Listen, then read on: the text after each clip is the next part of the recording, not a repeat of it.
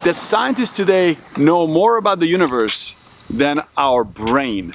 So it's not just about human physicality that is unbelievable when it comes to people, but it's the capability of the brain. And I don't mean it, what kind of cell phones we created and all that stuff, because the human brain's exceptional capabilities showed up many hundreds and many thousands and tens of thousands of years ago. I'm not saying anything new here. It is unbelievable, but how unbelievable it truly is.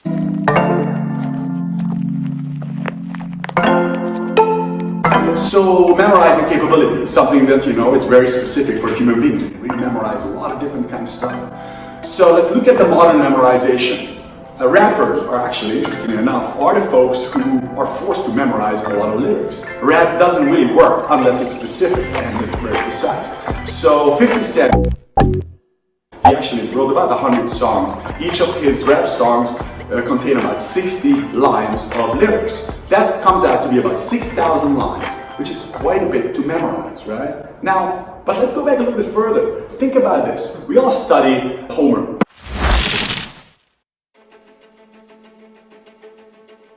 Right? We all know this. Everyone learns. Never really think about anyone that...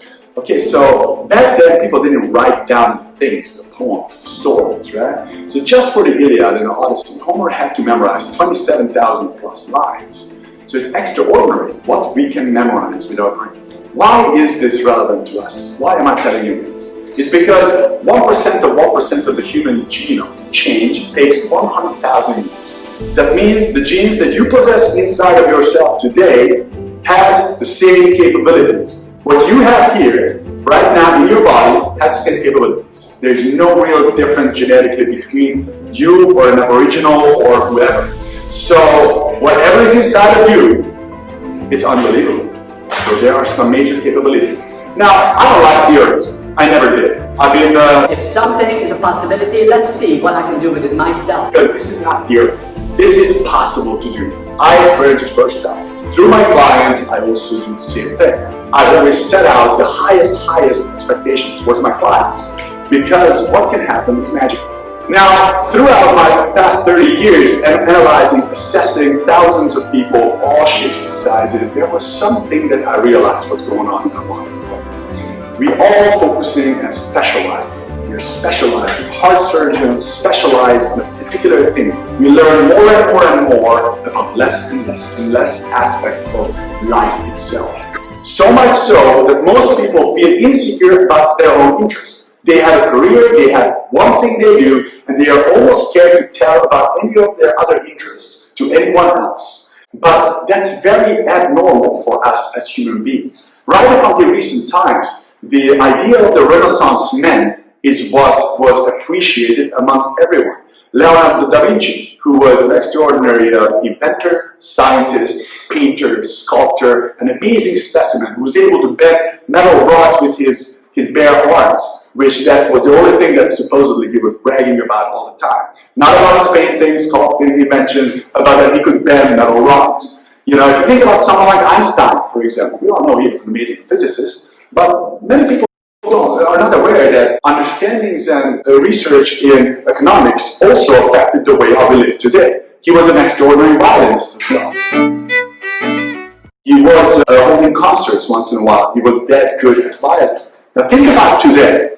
If you would want to hire someone for a particular job, would you feel comfortable to go to a place where you want to be a physicist and you tell, yeah, I want to be this physicist. Yeah, I'm also giving violin concerts. What would happen? No one would hire you. They're like, oh, yeah, this guy is not able to focus. All this sounds maybe crazy, but when you want to take better care of yourself, you need to open up your mind. You need to be able to go about your life physically in many different ways. Practicing one sport, going to the gym regularly, that's not well-being. You cannot do that till the day you die. I am interested always about processes that work from this day on until you die, until age of 100, 110, whatever you end up deciding to live.